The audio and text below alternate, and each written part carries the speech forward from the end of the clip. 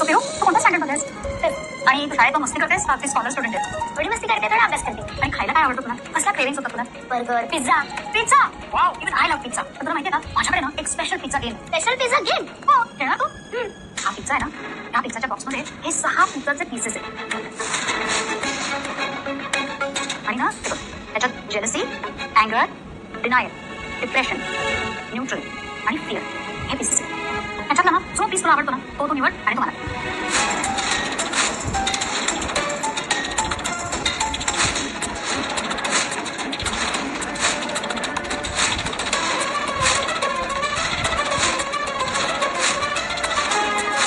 काय झालं? उचल उचल ना पिऊ, उचल तुझा आवडता पीस. लग्नानंतर होईलच प्रेम मालिकेच्या आजच्या भागामध्ये आपण पाहत आहोत प्रेक्षकांनो. खरं तर आज खूपच लेट झालं एपिसोडला. आता इथे पिहूची काउन्सलर जी आहे ती घरी आलेली असते आणि पिहूची काउन्सलर घरी आल्यानंतर खरं तर त्या पिहूच्या रूममध्ये बसले असतात आणि पिहूच्या रूममध्ये बसल्यानंतर आता इथे जी काउन्सलर आहे ती खूपच नंदिनीच्या जवळची असते, एक छान मैत्रीण असते आणि त्यामुळे अगदीच छान यांची गट्टी जमणार असते. आता इथे त्या म्हणत असतात ठीक आहे आपण एक मस्त गेम खेळायचा का गेम? तेव्हा पिहू म्हणत असते हो चालेल ना, आपण खेळूयात गेम. कुठला खेळायचा आहे? तेवढ्यातच आता काउन्सलरकडे एक बॉक्स असतो आणि बॉक्सवरती काही वेगवेगळे नावं असतात ज्यावरती असं असतं भीती, त्याचबरोबर आनंद, अशा वेगवेगळ्या प्रकारचे ते गेम्स असतात आणि त्यातलं एक सिलेक्ट करायचं असतं. तेवढ्यातच आता काउन्सलर म्हणत असतात हे बघ यामध्ये ह्या बॉक्समध्ये खूप सारे वेगवेगळे गेम्स आहेत, त्यातलं तू कुठलंही एक इथे उचलू शकतेस. तेवढ्यातच राग, प्रेम, द्वेष, त्याचबरोबर आवड, आनंद, सुख हे सगळं काही असतं. आता लगेचच पिहू एक गोष्ट त्यातली उचलते आणि एक वस्तू उचलल्यावर त्यावर लिहिलेलं असतं भीती. काय पिहू तुला भीती वाटते? कोणाची भीती वाटते मला तू सांगू शकतेस का? बोल ना पिहू. आणि तू भीती का उचललीयस? काय झालेलं आहे? तुला कोणाची भीती वाटते? तुला कोणी ओरडलेला आहे का? आणि तू अशी का वागतेस? काही कळेल का मला? तू सांगणार आहेस का मला? ह्या सगळ्या गोष्टी आता इथे काउन्सलर इथे विचारत असते पण पिहू मात्र काहीच सांगायला इथे मार्ग नसतो. ती अगदीच शांत बसलेली असते. तर इकडे आता हे 5 जण सुद्धा हॉलमध्ये बसलेले असतात आणि हॉलमध्ये काउन्सलर बद्दल त्याचबरोबर मंजू आत्या वसुआत्याबद्दल चर्चा सुरू असते. आता काव्या म्हणत असते खरं तर मला ना वसुआत्याचं अजिबातच समजत नाहीये. काय हे वसुआत्याचं वागणं, काय हे वसुआत्याचं बोलणं आणि त्यासोबत सगळ्यात महत्त्वाची गोष्ट म्हणजेच की मंजू आत्याचं अरे असं कोणी मला तर एका क्षणाला वाटलं होतं आता नक्कीच ह्या वेड्या होतील. तेव्हाच आता इथे सगळेजण बोलत असतात अगो काय आहे? हो अगदीच बरोबर आहे. तेवढ्यातच आता मानिनी तिच्या सुनांचं खूप कौतुक करत असते. मानिनी म्हणते पण नंदिनी खरं सांगू का ग तुला आज मला ना तुझं खूप जास्त कौतुक वाटलंय. कसं जमतं ग तुला समोरच्या व्यक्तीला त्याच्या मनातलं ओळखून त्याचबरोबर त्याच्या कलानं घेऊन त्यांना समजावणं, त्याच्या बाजूने बोलणं, त्याचबरोबर त्यांना एका झटक्यात तुझं म्हणणं पटवून देणं, हे सगळं काही तुला कसं जमतं ग? त्यावरच आता नंदिनी हसतच असते. आणि इकडे मात्र माझी एक सून हुशार आहे तर लगेचच काव्या म्हणत असते हो एकचट आहे हो की नाही? नाही ते फक्त तूच म्हण बाई, आम्ही नाही म्हणू शकत असं म्हणूनच हशी मजाक सुरू असतो. आता इकडे नंदिनी आणि जीवाने मस्त जेवणाचा बेत तर त्या दोघांनी कालच्या एपिसोडमध्ये केला होता हे आपण पाहिले. पण आता मानिनी म्हणत असते नंदिनी आता तू देवबाप्पाला इथे नैवेद्य दाखव. तेवढ्यातच आपला जो इथे पार्थ आहे तो म्हणत असतो नंदिनी एकट्याच का बरं जीवा जा ना तू पण. तेव्हा तो म्हणतो अरे मी तर एका पायावरच उभा आहे बघ मी जातो की नाही. असं म्हणूनच आता दोघे देवाला नैवेद्य दाखवण्यासाठी निघतात. तेवढ्यातच मानिनी म्हणते खरं तर आज दोघांनी मिळून स्वयंपाक बनवलाय. काय सांगते साई? दोघांनी मिळून स्वयंपाक बनवलाय? ही तर कमालच झालेली आहे. तर इकडे जेव्हाच भीती हे घेतलेलं असतं तेव्हा इथे काउन्सलर विचारत असतात की काय झालंय सांग ना, तुला कसली भीती वाटते, तुला काय होतंय? ह्या गोष्टी तुम्हाला सांगितल्या तर मला समजतील आणि नाही सांगितलं तर कसं समजेल? बरं ठीक आहे हा गेम तुला नाही ना खेळायचा किंवा हा गेम तुला नाही आवडला तर आपण दुसरा गेम खेळूया का? तेव्हा पिहू म्हणते हो चालेल ना खेळूयात. मग रॅपिड फायर खेळूया का? तेव्हा ती म्हणते हो चालेल ना. मग मला सांग मैत्री कोण? तेव्हा ती म्हणते अक्षरा, प्रेम कोण, गुलाबजामुन, त्याचबरोबर कम्फर्ट कोण, आई आणि त्याचबरोबर सिक्रेट. लगेचच ती म्हणते नंदिनी वहिनी. बापरे नंदिनी वहिनी काय झालं पिहू? आता पिहूला नंदिनी वहिनी सिक्रेट म्हटल्याबरोबरच तिला वसुआत्याचं बोलणं आठवत असतं. वसुआत्या तिला म्हटलेली असते जर ही गोष्ट तू कोणाला सांगितलीस तर तुला तुझ्या बाबांना आईंना ह्या घराच्या बाहेर हकलून देईल आणि त्याचसोबत ह्या घरावर कुणाचा अधिकार आहे, ह्या घरावर राज्य कुणाचं आहे तर ते फक्त आणि फक्त इथे माझं राज्य आहे. त्यामुळे तू ही गोष्ट कोणाला सांगायची नाही. तेवढ्यातच आता काउन्सलर म्हणत असतात नंदिनी आणि सिक्रेट काय आहे हे? तर इकडे आता नंदिनी गणपती बाप्पासमोर नैवेद्याचं ताट घेऊन गेलेली असते. त्या लुटुपुटू करायला आपला जो जीवा आहे तो सुद्धा आलेला असतो आणि जीवाने इथे जे नैवेद्याचं ताट आहे ते हातामध्ये धरलेलं असतं. सुरुवातीला नंदी बेसिक पूजा करून घेते आणि त्यानंतर इथे नैवेद्य दाखवत असते. आता नैवेद्य दाखवत असताना जीवा मात्र एकटक तिच्याकडे पाहतच असतो. नंदिनी पाहते की ह्याचं काय चाललेलं आहे म्हणून. खरंच आज जीवामधलं जे वागणं आहे ना ते खरंच खूपच जास्त बदललेलं आहे आणि ते नंदिनीला थोडंसं जाणवलेलं असतं पण नंदिनी आपली काही जास्त बोलून दाखवत नाही. आता दोघं सुद्धा देवासमोर नैवेद्य दाखवतात आणि नमस्कार करतात. नमस्कार करत असताना पुन्हा दोघं एकमेकांकडे पाहतात आणि नंदिनी इथे देवासमोर हात जोडते आणि म्हणत असते हे परमेश्वर आहे गणपती बाप्पा. पिहूने काउन्सलर समोर सगळ्या गोष्टी व्यवस्थित सांगू देत आणि पिहूने व्यवस्थित सगळ्या गोष्टी काउन्सलरला सांगितल्यानंतर इथे सगळं काही व्यवस्थित होईल. म्हणजे पिहू एवढी घाबरलेली आहे त्याचबरोबर ती एवढं सगळं काही करत आहे, तिचं आयुष्य एवढं म्हणजे हसण्या खेळण्याचे दिवस आहेत आणि ती अशी करत आहे त्यामुळे हे सगळं लवकर निस्तरू दे, हे सगळं मार्गी लागू दे. आता इथे नंदिनीचे डोळे बंद असतात. आपला फिल्मी जो जीवा आहे तो लगेचच इथे आरतीवरून हात घेत असतो आणि नंदिनीच्या डोक्यावरून फिरवण्याचं काम करत असतो. तेवढ्यातच नंदिनी बघते ते म्हणत असते काय, तेव्हा तू म्हणत असतो काही नाही इथे गोड जास्त आहे ना त्यामुळे तुझ्या केसावर माशी बसली होती, ती मी मारण्याचं काम करत होतो. तेव्हाच आता नंदिनी म्हणत असते हो इथे माशी आली का, नक्कीच ना. त्यावर जेव्हा म्हणत असतो हो मग काय करणार होतो, इथे काय मी तुला आशीर्वाद देणार होतो, जसं काही तू माझ्या पाया पडलीस आणि मी तुला आशीर्वाद देणार होतो, असं जीवा मुद्दामूनच म्हणत असतो. आणि तेव्हा नंदिनी त्याच्याकडे रागानेच पाहते. आता नंदिनीने रागानेच पाहिल्यानंतर ती लगेच तिथून निघून जाते. तेव्हा तो म्हणत असतो अरे काय हे हसली पण नाही, मी एवढा मोठा जोक केला, एवढा टॉन्ट मारला, महिला हसायला काय झालं होतं, बघ रे गणपती बाप्पा, बघ रे गणुल्या, काय करू मी हिचं सांगणारे. हे पण गणपती बाप्पा प्लीज मला काहीतरी हे करणारे, आता ही रागवली नसलणारे आणि प्लीज हिचं आणि माझं नातं थोडंसं चांगलं होऊ देणारे, जरा हिचे कान ओढणारे तू. असंच आता इथे जीवा गणपती बाप्पापाशी उभा राहिलेला असतो आणि गणपती बाप्पाला प्रार्थना करत असतो. इकडे आता अनिशा खोलीमध्ये असते. अनिशा खोलीमध्ये असताना काव्या हॉलमधून कल्टी करून आलेली असते, कारण इथे काव्याला थोडंसं तिथे कोणीतरी आगाऊ असं म्हटलेलं असतं म्हणूनच. आता इकडे आल्यानंतर इथे अनिशा म्हणत असते काय काय काय काय काय म्हणजे तुम्ही दोघं एकाच बेडवर झोपतायत, बाप रे. तेव्हाच आता इथे जी आपली काव्या आहे ती म्हणत असते अनिशा जरा 1 मिनिट थांबणार आहेस का तू, तो बोका जो आहे ना तो इकडे डोकं करून झोपतो, मी इकडे डोकं करून झोपते, त्याच्या डोक्याकडे माझे पाय, माझ्या डोक्याकडे त्याचे पाय, आणि तू काय घरी असलं म्हणतेस, अगो पण हे किती फिल्मी स्टाईल आहे आणि काय हा फ्रेंडशिप बँड वगैरे, बाप रे कसलं भारी आहे. त्यावरच काव्या म्हणते 1 मिनिट जरा तू शांत पडणार आहेस का, आणि असं काहीही नाहीये. तेव्हा अनिशा म्हणते काहीही कसं नाहीये, आता फ्रेंडशिप बँड पर्यंत तुमचं नातं गेलेलं आहे म्हटल्यावर, पण मला एक गोष्ट सांग तू काव्या. तेव्हा काव्यामध्ये बोल ना पटकन काय सांगायचं आहे.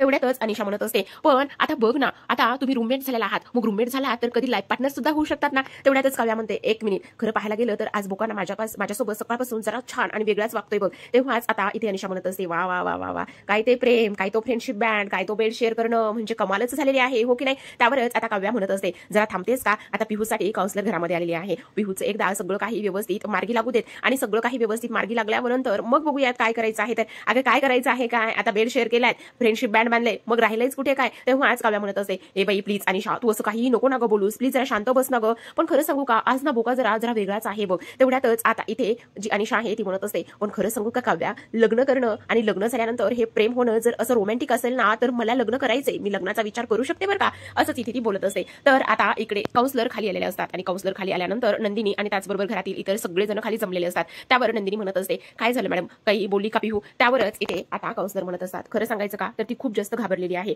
आणि खूप जास्त घाबरलेली असल्या पण तिने मला आता तरी स्पष्टपणे असं काही सांगितलं नाही. तेवढ्यातच आता स्पष्टपणे सांगितलं नाही म्हणजे नेमकं काय झालेलं असेल. तर इकडे मंजू म्हणत असते पण माझी पिहू बरी तर होणार आहे ना, हे बघा तुम्ही काळजी करू नका, पिहू बरी होणार आहे आणि तुम्ही एवढं हायपर लगेचच होऊ नका, ह्या सगळ्या काही गोष्टी इथे ती बोलत असते. तेवढ्यातच आता खरं सांगू का एक गोष्ट, तर तिने मी तिच्यासोबत रॅपिड फायरचा गेम खेळल्यावर तिने सिक्रेट म्हणून नंदिनीचं नाव घेतलं. काय माझं नाव घेतलंय, पण का मला नाही कळत आहे. तुला एक गोष्ट सांगू का नंदिनी, खरं सांगायला गेलं तर इथे तू तिचा कम्फर्ट आहेस, आणि तू तिचा कम्फर्ट असल्या कारणाने मला असं वाटतंय की तिने तुला खूपच जास्त इथे जवळचं मानलेलं आहे. आणि त्यासोबत सगळ्यात महत्त्वाची गोष्ट म्हणजेच की सिक्रेट म्हणून तुझं नाव घेतलंय, पण ती सांगायला काही केल्या तयार नाहीये. पण हे सिक्रेट काय आहे काय नाही यासाठी मला 2-3 सेशन्स तरी घ्यावे लागतील, आणि जेव्हाच मी ते 2-3 सेशन्स घेईन तेव्हाच इथे मी तिच्याकडून तिच्या मनातलं असलेलं सगळं काही काढून घेईल. आता तरी मी एवढंच, पण पिहूची काळजी घ्या. त्याचबरोबर ती खूप जास्त घाबरलेली आहे. आणि मला एक गोष्ट नंदिनी तुला आणखी एक सांगायची आहे, आणि ती म्हणजेच की हे बघ तू आणि ती तुम्हा दोघींचं नातं खूप चांगलं आहे, आणि त्यामुळे तुझ्या बाबतीचं जे सिक्रेट आहे ती आतापर्यंत तरी कोणाला सांगायला तयार नाही.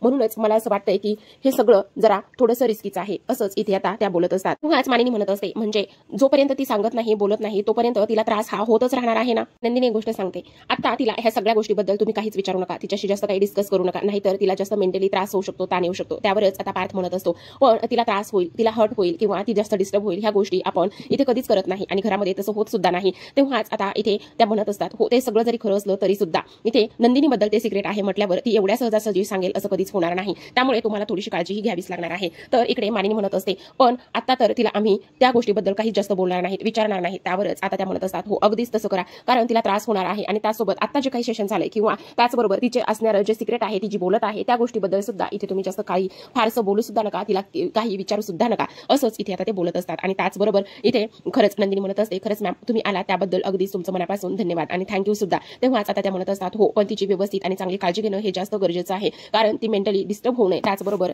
इथे तुम्ही जर सतत तिला त्याच गोष्टी इथे जाणून दिल्या किंवा सतत त्याच गोष्टी इथे बोलत राहिला तर ती आणखीनच जास्त डिस्टर्ब होऊ शकते. त्यावरच नंदिनी म्हणत असते मॅम तुम्ही अजिबात काळजी करू नका, मी तिची व्यवस्थित सगळी काळजी घेईन, पण नंदिनी हे सिक्रेट मात्र तुझ्या रिलेटेडच आहे, हे मात्र तेवढंच नक्की आहे. असंच आता इथे ते बोलत असतात. आणि तेवढ्यातच आता त्या म्हणत असतात ठीक आहे टेक केअर आणि मी येते, असं म्हणूनच त्या तर आता तिथून निघून सुद्धा गेलेल्या असतात. त्या निघून गेल्यानंतर इकडे मात्र आता काउन्सलर निघून गेल्यानंतर नंदिनी त्याच विचारामध्ये असते की सिक्रेट म्हणजे नंदिनी असं का. त्यावर मानिनी म्हणत असते नंदिनी मला एका गोष्टीचं खूप जास्त विचार येतोय मनामध्ये, की काउन्सिलर असं का म्हटले असतील आणि पिहूने तुझ्या बाबतीत असं कुठलं सिक्रेट तिला माहितीये, किंवा पिहूने एवढं काय झालंय की ती एवढी आजारी पडली किंवा एवढ्या भीतीमध्ये गेलेली आहे, असं कुठलं सिक्रेट आहे की त्यामध्ये हे सगळं काही झालेलं आहे. तेवढ्यातच आता इथे रम्याला तर अगदीच आयतं कुलीत इथे मिळालेलं असतं. ती त्याच गोष्टीचा इथे विचार करते आणि लगेचच इथे ती नंदिनी समोर जाऊन उभी राहते आणि लगेचच म्हणत असते, मानिनी मामी अगदीच बरोबर आहे. मामी मला सुद्धा हाच प्रश्न पडला होता की नेमकी पिहूला असं काय झालेलं आहे आणि पिहूला असं हिचं कुठलं सिक्रेट माहिती आहे की ज्यामुळे ती अगदी एवढ्या शॉकमध्ये सुद्धा गेलेली आहे. तेव्हा रम्या म्हणते, काही असं तर नाहीये ना की नंदिनी आपल्या सगळ्यांना दाखवते एक आणि मागे पिहूशी काहीतरी वेगळंच वागते, काय असंच आहे का? तेव्हाच आता जीवा अजिबातच गप्प बसत नाही. जीवा आता इथे समोर येतो आणि म्हणत असतो, रम्या काय बोलतेस, तुला तरी कळतंय का, जरा भान तरी आहे का तुला ह्या सगळ्या गोष्टीचं? तेव्हाच रम्या म्हणत असते, मी फक्त अंदाज बांधलाय जीवा आणि तुला एवढा का त्रास होते. मान्य आहे नंदिनी तुझी बायको आहे, पण तरी सुद्धा आपल्याला सगळ्या बाजूनी सगळ्या गोष्टींमध्ये इथे विचार करावाच लागणार आहे ना. त्यामुळे तू एवढा हायपर का होत आहेस, काय झालं जीवा? कारण आता इथे काउन्सिलर काय बोलल्यात हे सुद्धा आपल्या सगळ्यांना माहिती आहे ना. मग माहिती असल्या कारणाने आपण त्या बाबतीत त्या सगळ्या गोष्टीमध्ये इथे विचार करायलाच हवा, हो की नाही? आज मानिनी म्हणत असते, रम्या एक मिनिट, तू ह्या सगळ्या गोष्टीचा अजिबातच विचार करू नकोस आणि त्याचबरोबर ज्या काही अँगलने विचार करायचा आहे त्याकरिता आम्ही सगळे आहोत ना. आणि कायम तुझा नेहमीच बाण जो आहे तो इकडे नंदिनीकडेच असणार आहे हे आम्हाला सगळ्यांना माहिती आहे. त्यामुळे प्लीज तू आता ह्या सगळ्या गोष्टीमध्ये पडू नकोस, असं स्पष्टपणे आता इथे मानिनीने रम्याला सांगितलेलं असतं. आज रम्या म्हणत असते, असं का म्हणतेस ग मामी, आणि काय ग मामी एवढा का विश्वास आहे ह्या तुमच्या काल आलेल्या ह्या दोन्ही सुनांवरती, सांग ना मामी सांग. तेव्हाच आता इथे रम्या म्हणत असते, तुम्ही ही एक गोष्ट का विसरताय की काउन्सिलरने येऊन काय सांगितलेलं आहे. काउन्सिलरने येऊन स्पष्टपणे असं सांगितलेलं आहे की पिहूने सिक्रेट म्हणून इथे नंदिनीचं नाव घेतलेलं आहे. तरी सुद्धा तुम्ही असं का बोलताय. तेवढ्यातच आता पार्थ समोर येतो. पार्थ सुद्धा नंदिनीची बाजू घेतो. तो म्हणत असतो, एक मिनिट रम्या, नाही त्या गोष्टीचा अर्थ आणि तर्क लावू नकोस. आणि त्यासोबत सगळ्यात महत्त्वाची गोष्ट म्हणजे की काउन्सिलरने येऊन काय सांगितलेलं आहे. आणि काउन्सिलरने येऊन असं सांगितलेलं आहे की इथे नंदिनी जी आहे ती इथे पिहूचा कम्फर्ट आहे आणि त्यासोबतच इथे नंदिनीची आणि त्याचबरोबर पिहूची सुद्धा छान गट्टी आहे, मैत्री आहे. त्यामुळे तू आता नाही त्या गोष्टी इथे बोलू नकोस. तेवढ्यातच आता वसवत्याला असं वाटत असतं, नाही हे सगळं प्रकरण आपल्यावर शिकायला नको, म्हणूनच आता इथे वसवत्यामध्ये पडतात आणि वसवत्यामध्ये पडल्यावर त्या म्हणत असतात, रम्या एक मिनिट, नाही त्या गोष्टी इथे बोलू नकोस आणि त्याचबरोबर इथे मध्ये बोलून सगळ्यांकडून तुला अपमान करून घ्यायचाच आहे का, कशाला उगतच नाही त्या गोष्टीमध्ये इथे डोकं घालतेस. तेव्हा रम्या म्हणत असते, मी विषय वाढवतच नाहीये. तेव्हा वसवत्या म्हणतात, अगं पुन्हा तेच, अगं अशा ठिकाणी बोल ज्या ठिकाणी तू बोललेल्या शब्दांचा मान राखला जाईल. तेव्हाच मानिनी म्हणते, अहो ताई तुम्ही काय बोलताय, हे तुम्ही तिची समजूत घालताय का आमच्याबद्दलच्या बोलण्यावर तिच्या मनामध्ये खतपाणी घालताय, काय चाललंय हे?